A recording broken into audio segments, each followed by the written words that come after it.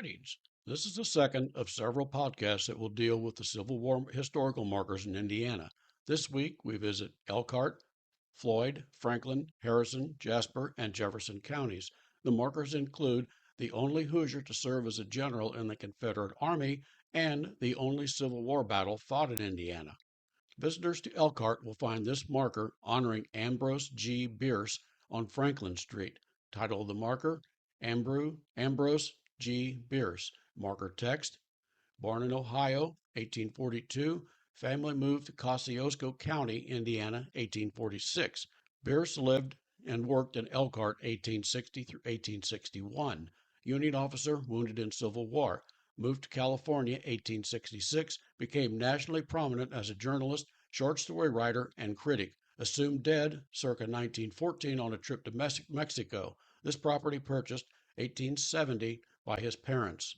I've written just a little bit more about Mr. Bierce. Ambrose G. Bierce lived from June the 24th, 1842, and he died about 1914 as far as they know. Ambrose was the 10th of 13 children born to Marcus Aurelius Bierce and Laura Sherwood Bierce in a log cabin on Horse Cave Creek in Meigs County, Ohio. The parents chose the names that began with the letter A for all 13 of their children. The family moved to Kosciuszko County, Indiana, where Bierce went to elementary school. He left for Ohio at 15 to become a printer's devil, which was a printer's apprentice who did various tasks for printers. At the start of the Civil War, he enlisted in the 9th Indiana Infantry Regiment. He participated in the battles of Shiloh and Chickamauga and in Sherman's march to the sea. He was badly wounded at the Battle of Kennesaw. After the war, he re-enlisted and took part in a military expedition to San Francisco. He left the Army and married Mary Ellen Day, with whom he had 3 children. He began his writing career in San Francisco. During his career, he contributed to many periodicals and served as editor as well. His short stories about military life brought him the most renown. He traveled to England for 3 years, contributing to the Fun magazine and publishing a book. He returned to San Francisco. He disappeared in 1914 on a trip to Mexico. Visitors to Main Street in New Albany and Floyd County will find this marker noting the occurrence of a riot in 1862. Title of the marker, Mob Violence, 1862. Marker text, in summer of 1862, national newspapers reported violence against blacks in Toledo, Cincinnati, Chicago, and New Albany, where, July 21st, a fight between black and white men sparked 2 days of attacks by white mobs on blacks and their property. One black man escaped attackers. He obtained shelter here at Israel Boarding House. Owner barred her door to the mob. I've written just a little bit more about the incident. Indiana's 1851 Constitution banned black migration into the state. Blacks were barred from voting, serving in the militia, bearing witness in trials involving whites, and sending children to public schools. Despite prejudice, by 1860, more than 11,000 blacks resided in Indiana. During the Civil War, more blacks escaped slavery by crossing the Ohio River at New Albany. Even states like Indiana that supported the Union cause and had a well-developed Underground Railroad movement discriminated against blacks. Sentiment in southern Indiana was especially divided, as many Indiana residents had roots in the South. Many had immigrated from Kentucky and Virginia and had had sympathy for the Southern cause. Indiana had a law which banned blacks from moving into the state, and the law had wide support. This anti-black sentiment had simmered for many years before erupting into widespread violence that broke out during those troubled hours in July 1862. This marker at this location has had a troubled past, having been destroyed 4 times since 2005. In 2005, a motorist hit it, destroying it. During the 2006 NCAA Final Four, someone broke it off at its post. It was replaced in 2007. It has suffered vandalism in 2008. It was broken off again later in 2008 after an Indianapolis Colts game lost to the Chicago Bears. Visitors to Conwell Cemetery in Laurel will find this marker honoring Francis Asbury Shoup in Franklin County. Title of the marker, Brigadier General CSA Francis Asbury Shoup. Marker text, remembered for service in the Confederate States of American Army, 1861 through 1865, and the Shoup Aid fortification design. Fought on battles of Shiloh, Vicksburg, and Atlanta. Advocated recruitment of African Americans for CSA Army, that's Confederate States of America Army. After the war, he was university professor, published author, and Episcopal rector. Side 2, born near present-day Laurel in 1834, attended Indiana Asbury University at Greencastle, graduated 1855 from the United States Military Academy at West Point, served in the Federal Army 1855 through 1860, resigned to pursue a law career in Indianapolis circa 1860, died 1896, buried at Shawnee University Cemetery, Tennessee. I've written just a little bit more about General Shoup. Brigadier General CSA Francis Asbury Shoup lived from March 22, 1834 until September the 4th, 1896. The eldest of 9 children born to George Grove Shoup and Jane Shoup near Laurel, Indiana, Francis attended Indiana Asbury University in Greencastle, Indiana. After graduation, he attended the United States Military Academy. As a member of the 1st United States Artillery, he fought in the Seminole Wars in Florida. He retired from the Army on January the 10th, 1860, to pursue a law career in Indianapolis. He enlisted in the local militia. When the Civil War broke out in 1861, the members of his militia presented him with a set of revolvers with holsters and trappings. They assumed he would join the Union Army as an officer, and the weapons they gave him befitted mounted officer. He astounded them by declaring he had quote, aristocratic inclinations and admiration for the South, unquote. He instead traveled to St. Augustine, Florida, and enlisted in the Confederate Army. The Florida governor commissioned him as a lieutenant. He served at the Battle of Shiloh and Battle of Prairie Grove, from which he emerged as a brigadier general. While serving at Vicksburg, the Union Army captured him. Among the Union troops, he saw some of his former militia members from Indiana. They spurned him. The Union Army paroled him, and he went to fight at the Battle of Atlanta. At the conclusion of that battle, the Confederate Army charged him with building a series of fortifications along the Chattahoochee River. He built 36 forts of his own design. Called Choupades, these were arrow-shaped forts that formed an impregnable line along the river. Using 1,000 slaves as laborers, Shoup built the line of forts to stop the advance of General Tecumseh Sherman. Sherman did attack them and failed to defeat them. He decided against further attacks. He decided they'd be futile, and using a classic flanking maneuver, went around them and attacked elsewhere. Visitors to Lanesville in Harrison County will find this marker honoring Walter Quentin Gresham on Barron Avenue. Title of the marker, William Q. Gresham. Text, Union General in Civil War, U.S. District Judge, Postmaster General under President Arthur, Interim U.S. Secretary of Treasury in 1884, U.S. Secretary of State under President Cleveland, was born in Lanesville in 1832, lived in Corydon for many years, from 1832 through 1895. I've written just a little bit more about General Gresham. Walter Quentin Gresham, March 17th, 1832 through May the 28th, 1895. The son of William Gresham and his wife Sarah Davis, Walter attended public school near his home in Lanesville, Indiana. For 2 years, he attended an academy at Corydon, then went on a 1-year study of law went on to a 1-year study at Indiana University. Judge William A. Porter of Corydon tutored him in law, and Gresham passed the bar in 1854. He opened a practice in Corydon.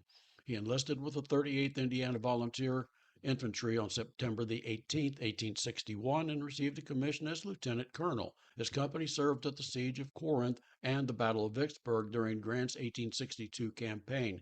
He received command of the 17th Corps of Sherman's Atlanta campaign, but received a bad knee wound just before the Battle of Atlanta and had to leave the Army.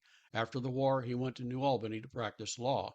President Grant appointed him as United States District Judge for Indiana. President Chester A. Arthur appointed him as Postmaster General. Next was a stint as United States Secretary of the Treasury, followed by a seat in the United States Circuit Court for the 7th Circuit Court. He ran for the Republican presidential nomination in 1884 and in 1888. He became disenchanted with the Republican Party and supported Grover Cleveland for president. Cleveland appointed him Secretary of State, a post he held until his death on May the 28th, 1895. Gresham is interred at Arlington National Cemetery.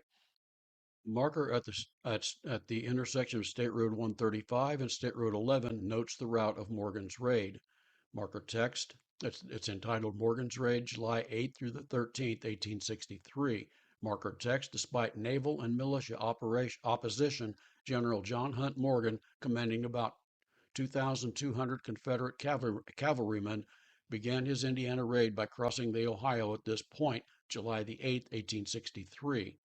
I've written quite a bit more, and I'll be giving a full account of Morgan's raid across Indiana in a later podcast. And also in Harrison County, we can find a marker noting the location of the Battle of Corydon, the only Civil War battle to occur in Indiana. The title of the marker, Battle of Corydon, July the 9th, 1863. It's located at 300 North Capitol, southwest corner of Harrison County Courthouse, Lawn, Corydon. Let's see, marker text. A force of about 400 Indiana militia and citizen volunteers commanded by Colonel Lewis Jordan engaged John Hunt Morgan's raiders of 2,400 cavalry along a wooded ridge a mile south of Corydon. The determined Hoosier defense caused General Duke, Morgan's second in command, to comment, quote, "They resolutely defended their rail piles," unquote. 3 Hoosiers and 8 Confederates were killed. Morgan then brought up his cannon and flanked the militia, forcing Jordan to retreat. After Morgan surrounded and began shelling Corydon, Jordan surrendered with 345 men. Morgan's raid, July the 8th through the 16th, 1863. Brigadier General John Hunt Morgan, in an effort to draw Union troops away from their campaign in Tennessee, crossed the Ohio River with over 2,000 trained and seasoned Confederate troops. Fresh off 2 raids in Kentucky that rattled Union commanders in the area, he defied orders from his superior general Braxton Bragg by crossing the Ohio River into Indiana on July 8th and 9th, 1863. I will recount this Morgan's raid a little bit greater detail in a later podcast. Visitors to Milroy Park in Jasper County will find this marker between Washington and Milroy Streets honoring Robert H. Milroy. Title of the marker, Robert H. Milroy, 1816 through 1890. Marker text, was appointed colonel of the 9th Indiana Infantry, later promoted to brigadier and major general. He saw extensive action in Western Virginia. After the war, he served as an Indian agent in the state of Washington. I've got just a little bit more I wrote about General Milroy. General Robert H. Milroy lived from June the 11th, 1816 through March the 29th, 1890. The son of General Samuel Milroy and Martha Houston Milroy, Robert was a native of Salem, Indiana. The family moved to Carroll County in 1826. He attended Norwich Academy in Vermont, graduating first in his class in 1843. He migrated to Texas in 1845, but returned to Indiana in 1847 at the beginning of the Mexican War. He gained a commission as captain of the 1st Indiana Volunteers. After returning to Indiana at the end of the war, he attended Indiana University Law School, graduating with a law degree in 1850. Milroy went to Rensselaer, Indiana, where he practiced law and served as a judge. At the outbreak of the war, Milroy received a commission as colonel in the 9th Indiana Infantry. His campaigns included the 1862 Virginia campaign, the Shenandoah Valley campaign, and he led a brigade during the Second Battle of Manassas. After receiving a promotion to Major General, he opposed Stonewall Jackson at the Battle of McDowell. Confederate General Richard Ewell managed to surround his army at the Second Battle of Winchester, where he and his staff managed to escape. The Confederates managed to capture his 3,400 troops, cannon, and other supplies. A court of inquiry exonerated him, and he spent the remainder of the war in the Western Theater, commanding the Nashville campaign for a short time. He resigned from the Army on July the 26th, 1865. After the war, he became a trustee for the Wabash and Erie Canal Company and later went to Washington to serve as an Indian agent. He died in Olympia, Washington, and is interred at the Masonic Memorial Park in Tumwater, Washington. Visitors to Madison, Indiana will find this historical marker honoring Alois O. Bachmann. Title of the marker, Alois O. Bachmann. Marker text, born in Madison, 1839, family home on West Main Street. Attended Hanover College, 1856 through 1858, to pursue practice of law. Attended Kentucky Military Institute in Frankfort.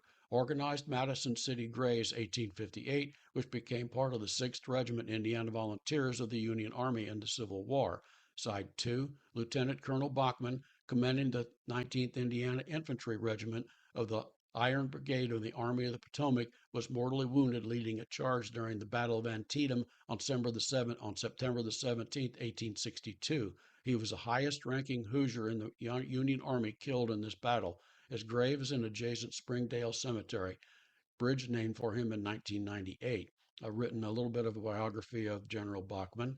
Alois O. Bachmann lived from 1839 until September the 17th, 1862, the second youngest of seven children of Alois Bachmann and Emily Theobald Bachmann.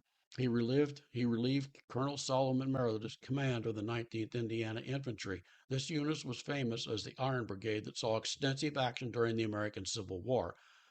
The unit spearheaded the attack down Hagerstown Pike early on the morning of September the 17th, 1862. Also known as the 4th Black Hat Brigade, the unit formed up on October the 1st, 1861 in Washington, D.C.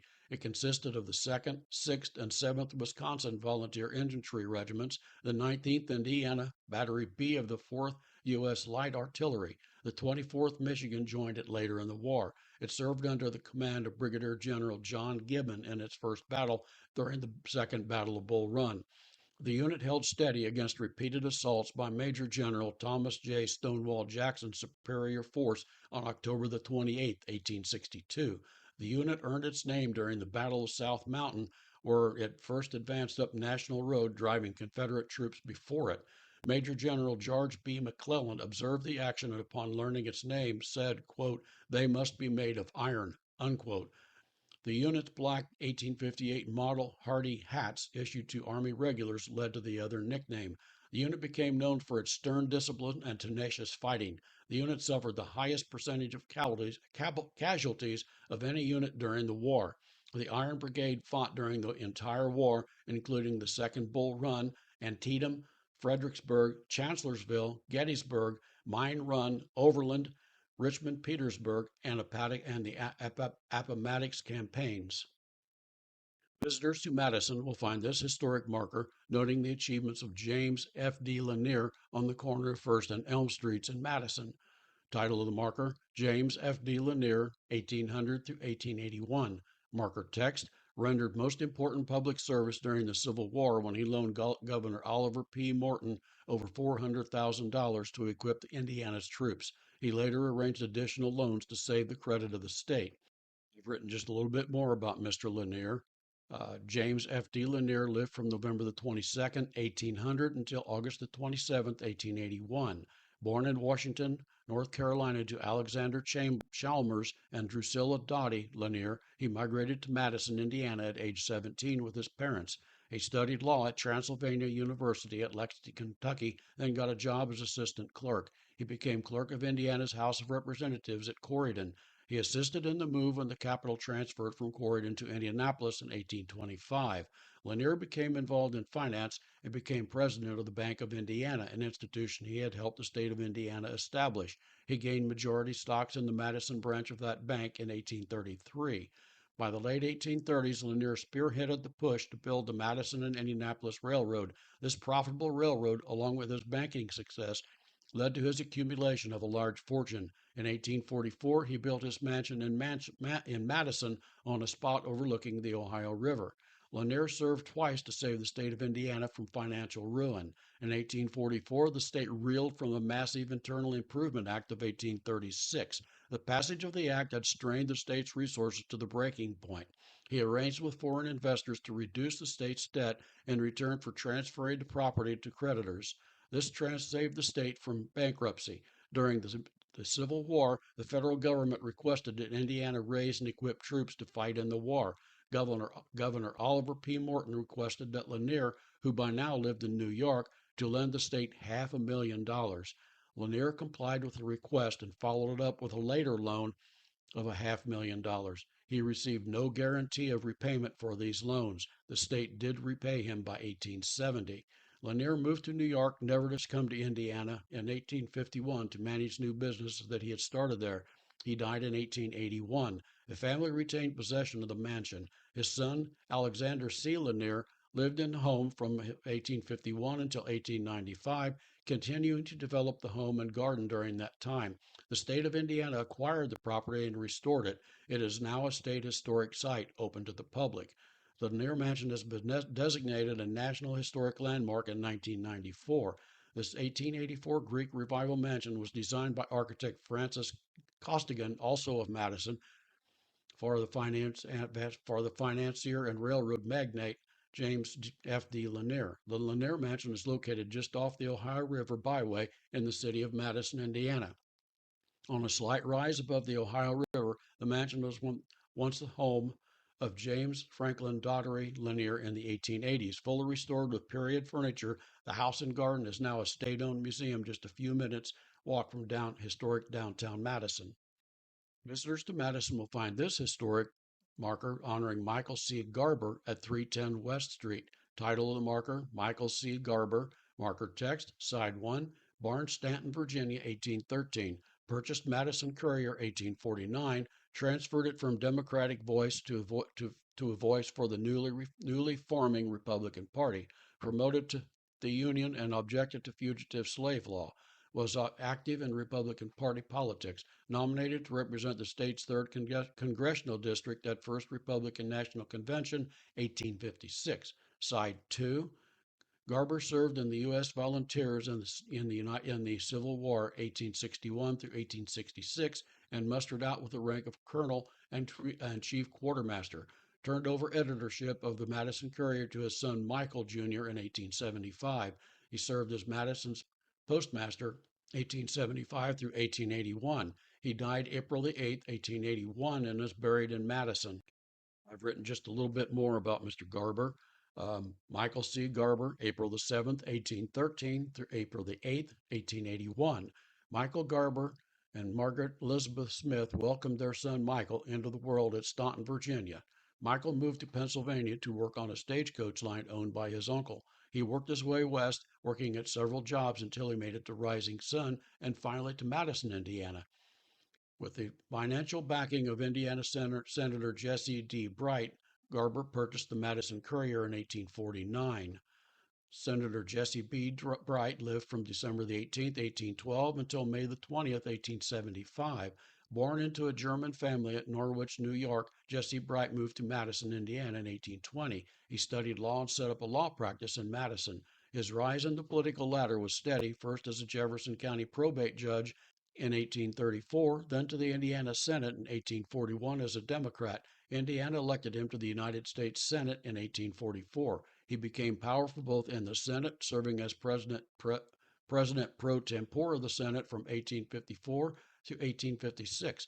A powerful Democrat, he was a strong supporter of slavery. He was one of 10 senators expelled from the Senate in 1862 for writing a letter to Confederate President Jefferson Davis recognizing him as President of the Confederacy. He remains, as of 2022, the last senator expelled from that chamber. At the beginning, Garber projected the Courier as a Democratic newspaper. By the mid-1850s, he began to write vigorous articles against slavery. Bright had him expelled from the Democratic Party for his anti-slavery views. Garber then helped organize a fledgling Republican Party in Indiana and used his newspaper to promote the new party. He attended the first Republican Party convention in 1856. Garber joined the Union Army and became quartermaster of the army at Tennessee. Later, he joined General Sherman's army as quartermaster. During the war, Charles B. Baymiller ran the newspaper in his stead, and after the war, Garber's son Michael joined the business, eventually taking it over. During his last years, he served as postmaster of Madison, Indiana. You'll find another historical marker on State Road 7 in DuPont that notes the route of Morgan's raiders. Title of marker, Morgan's Raid, July the 8th through the 13th, 1863. Confederate forces under General John Hunt Morgan camped near DuPont the night of July the 11th. They destroyed the railroad track, burned bridges, freight cars, and a warehouse, and stole 2,000 hams from Mayfield's Pork House. And I've stated before, I will be doing a much more comprehensive podcast on Morgan's Raid later in this series.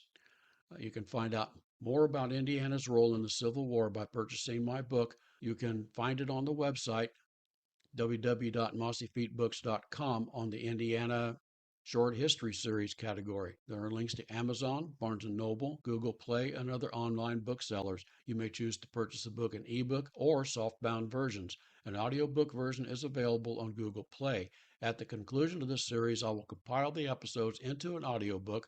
The audiobook will be available on Audible, Amazon, Apple, Barnes & Noble, as well as many other audiobook sellers. You can then listen to this podcast on many platforms, including Apple, TuneIn, Spotify, Amazon Music, and many, many others. Video versions are available on YouTube and Rumble. You can also find my books at the Walnut Street Variety Shop in Batesville at 111 George Street. Um, you can also order these books direct from me, the author, on the website. If you wish me to sign the book, to send an email to mossyfeetbooks.com requesting a signed book and instructions on how you want me to address it. If you send me an email, I will add you to my contact list. Readers on the list will receive an email from me announcing when I publish a new book. If you do not want me to add you to the list, tell me and I will not add you. Listeners to this podcast that want email notifications of my new releases can just send an email requesting addition to the list. You can choose to have your name removed at any time. If you browse the website, you will find dozens of sample chapters, one for each of my books. I hope you enjoyed this podcast and thank you for listening.